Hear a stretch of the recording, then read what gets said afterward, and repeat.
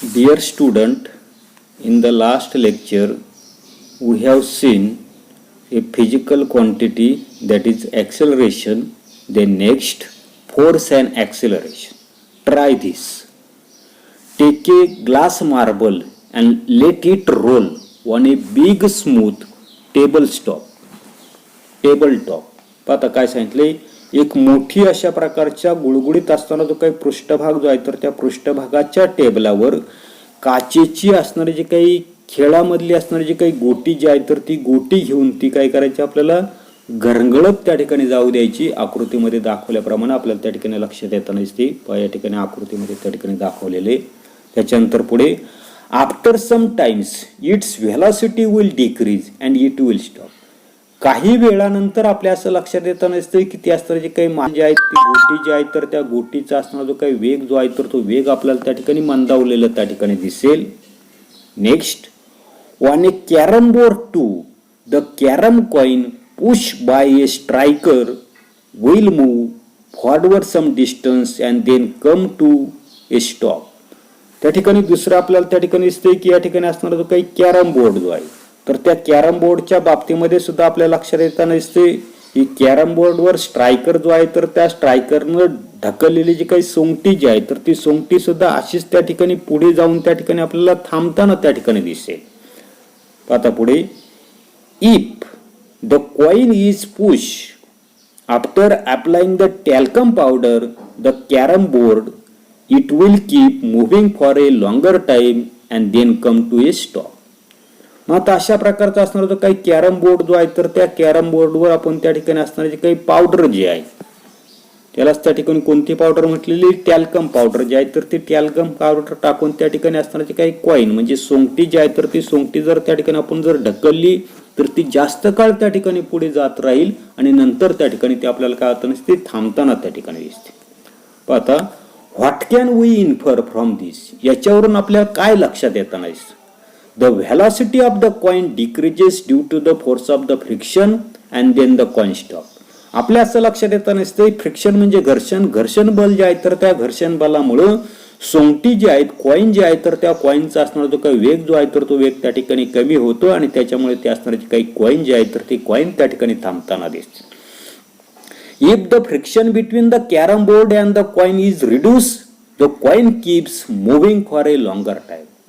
त्याच्यानंतर आपल्या असं लक्षात येताना दिसतंय की कॅरम बोर्डवर असणारे जे काही कॅरम बोर्ड आणि सोंगटी म्हणजे कॉइन याच्यामधलं असणारं जे काही फ्रिक्शन जे आहे घर्षण जे आहे तर ते घर्षण जर आपण त्या ठिकाणी जर कमी जर केलं तर ती असणारे जे काही कॉइन जे आहेत तर ती कॉइन त्या ठिकाणी त्या कॅरम बोर्डवर अधिक काळ त्या ठिकाणी काय होताना दिसते मागे पुढे त्या ठिकाणी चालताना त्या ठिकाणी दिसताना दिसते.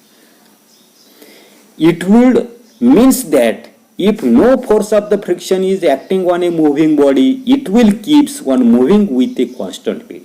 याचाच अर्थ आपल्या लक्षात येताना दिसतो की एखादी असणारी जी काही मुव्हिंग बॉडी गतिमान असणारी जी काही वस्तू जी आहे तर त्या वस्तूवर कोणत्या प्रकारचं असणारे जे काही फ्रिक्शनल फोर्स म्हणजे घर्षण बल जे आहे तर ते घर्षण बल जर त्या ठिकाणी कार्य करत जर नसेल तर ती असणारी जी काही वस्तू जी आहे तर ती वस्तू काय होताना दिसते कॉन्स्टंट व्हेलॉसिटी म्हणजे एक समान वेगानं काय होताना दिसते आपल्याला त्या ठिकाणी चालत राहताना त्या ठिकाणी आपल्याला दिसते. The scientist Sir Isaac Newton was the first to study force and resulting acceleration. आणि म्हणून या ठिकाणी बल आणि त्यामुळे घडणाऱ्या त्वरणासंबंधीचा असणारा जो काय अभ्यास जो आहे तर तो अभ्यास सर आयझॅक न्यूटन नावाचा जो काय असणारा जो काही शास्त्रज्ञ जो आहे तर त्या शास्त्रज्ञाने त्या ठिकाणी तो केलेला आहे. पुढे आपल्याला दिले पहा Newton's first law of motion, न्यूटनचा गतिविषयक पहिला नियम जो आपल्याला त्या ठिकाणी 9वीला सुद्धा त्या ठिकाणी न्यूटनचे तिन्ही त्या ठिकाणी नियम आहेत. पहा पहिला काय दिलेलं आहे, Newton's first law of motion. If no force is acting on a body its velocity does not change, that is the body does not accelerate. पहा काय सांगितलं, if no force is acting on the body म्हणजे एखादी असणारी जी काही वस्तू जी आहे तर त्या वस्तूवर जर कोणत्या प्रकारचं असणारं जे काही बल जे आहे तर ते बल जर त्या ठिकाणी कार्य करत जर नसेल तर काय सांगितलंय, it's velocity does not change. ज्याच्यावर बल कार्य करत नाही तर त्याचा असणारा जो काही वेग जो आहे तर त्या वेगामध्ये त्या ठिकाणी बदल होताना दिसत नाही. That is the body does not accelerate, याचाच अर्थ ते असणारे जे काही वस्तू जे आहे तर ते वस्तू त्या ठिकाणी त्वरित त्या ठिकाणी होताना दिसत नाही. In other words, if the body is stationary it will remain stationery. दुसऱ्या शब्दामध्ये आपल्याला सांगता येईल की ती असणारी जी काही वस्तू जी आहे तर ती वस्तू जर त्या ठिकाणी स्थिर असेल, कोणत्या प्रकारची हालचाल जी आहे तर ती हालचाल त्या ठिकाणी करत नसेल तर त्याला आपण स्टेशनरी म्हणताना दिसतो. आणि म्हणून त्या ठिकाणी ती असणारी जी काही वस्तू जी आहे तर ती वस्तू जर त्या ठिकाणी स्टेशनरी जरी असेल तर काय सांगितले, इट विल रिमेन स्टेशनरी, म्हणजे ती स्थिर असेल तर ती स्थिरच राहताना दिसते. If it is in motion it will continue moving with the same velocity and in the same direction. म्हणजे सर्वसाधारणपणे ती असणारी जी काही बॉडी जी आहे तर ती बॉडी स्टेशनरी असेल तर ती स्टेशनरी राहताना दिसते. If it is in motion, ती गतिमान असेल तर it will continue moving with the same velocity, ती गतिमान असेल तर त्याच वेगानं त्या ठिकाणी ती गतिमान राहताना दिसते. आणि इन द सेम डिरेक्शन म्हणजे त्याच असणारे जे काही दिशा जी आहे तर त्या दिशेने ते सातत्याने ते काय नसते पुढे त्या ठिकाणी जात राहील. अशा प्रकारचा न्यूटनचा असणारा जो काही गतिविषयक पहिला नियम जो आहे तर तो पहिला नियम आपल्याला या ठिकाणी दिलेला आहे. 9वीला पुन्हा त्या ठिकाणी आपल्याला न्यूटनचे गतिविषयक तिन्ही नियम त्या ठिकाणी पाहिजेत तर त्यावेळेला तुम्ही त्या ठिकाणी ते लक्षात ठेवा. पुढे वा, you have learned what is meant by force. या ठिकाणी बल म्हणजे काय हे आपण त्या ठिकाणी समजावून घेतलेलं आहे. You have seen that a body is accelerated due to the force. आपल्या हे त्या ठिकाणी लक्षात आलं, बल जे आहे तर त्या बलामुळे काय आता नसते, वस्तू जे आहे तर त्या वस्तूचं त्वरण त्या ठिकाणी घडतं हे आपण त्या ठिकाणी पाहिलेलं आहे. Suppose you place the 1 kilogram standard weight. त्या ठिकाणी मागचं प्रकरण जे आहे तर त्या मागच्या प्रकरणाचा अभ्यास आपल्याला त्या ठिकाणी करायला सांगितलंय. पाहायला त्या ठिकाणी सांगितले, काय सांगितले पहा.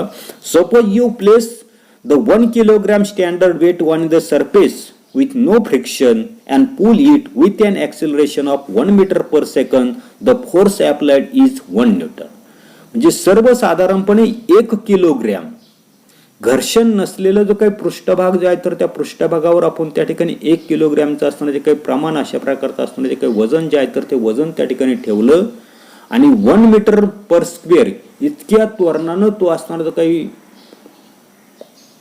आर्टिकल जे आहेत, वस्तू जी आहे तर ती वस्तू जर आपण त्या ठिकाणी 1 मीटर पर स्क्वेअरनं त्या ठिकाणी जर ओढली तर त्यासाठी लावलेलं जे काही बल जे आहे तर त्या बलाला त्या ठिकाणी काय म्हटलेलं आहे की 1 न्यूटन असं त्या ठिकाणी म्हटलेलं आहे. आता पुढे काय सांगितलेलं आहे की acceleration is a vector quantity is force a vector quantity too. जे या ठिकाणी आपल्या लक्षात येतं नसते की त्वरण ही त्या ठिकाणी सदिश राशी आहे, बल ही सुद्धा त्या ठिकाणी सदिश राशी आहे का हे आपल्याला त्या ठिकाणी विचारलंय.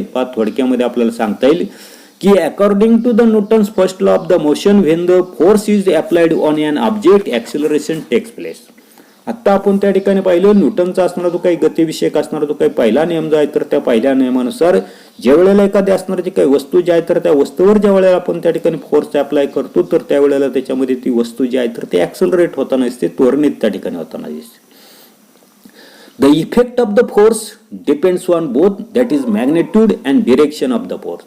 म्हणजे या ठिकाणी बलाचा असणारा जो काही परिणाम जो आहे तर त्या बलाच्या परिणामावर आपल्या लक्षात येतं नसते की त्याच्यामुळे काय होतं नसतं मॅग्निट्यूड आणि ते असणारा जो काय ऑब्जेक्ट याचं त्याच्यामध्ये काय होतं नसते त्या बलामुळे त्या ठिकाणी बदल जो आहे तर तो बदल त्या ठिकाणी होता नसते. The force can increase or decrease the velocity. हे जे काही लावण्यात येणारं जे काही बल जे आहे तर त्या बलामुळे तो असणारा जो काय ऑब्जेक्ट जो आहे तर त्या ऑब्जेक्टची असणारी जी काही व्हेलॉसिटी जी आहे तर ती इन्क्रीज होते, वाढते किंवा डिक्रीज होते, कमी त्या ठिकाणी होता नसते. Sometimes the magnitude of the velocity may remains constant but the direction of the velocity can change. हे करत असताना आपल्या असं लक्षात येतं नसते की कधी कधी त्या ठिकाणी असताना तो काय ऑब्जेक्ट जो आहे तर त्या ऑब्जेक्टची असणारी काही व्हेलॉसिटी जी आहे तर ती व्हेलॉसिटी त्या ठिकाणी कॉन्स्टंट राहताना दिसते, समान राहताना दिसते, but the direction of the velocity can change. ते असणारे जे काही ऑब्जेक्ट जो आहे तर त्या ऑब्जेक्टची दिशा मात्र त्या ठिकाणी ती बदलताना दिसते. This shows that acceleration is a vector quantity. आणि याच्यावरून आपण त्या ठिकाणी सांगू शकतो की सर्वसाधारणपणे त्वरण जे आहे तर ते त्वरण त्या ठिकाणी सदिश राशी आहे. एवढाच भाग आपण या तासाला पाहणार आहोत. पुढील भाग त्या ठिकाणी पुढील तासाला पाहू. धन्यवाद.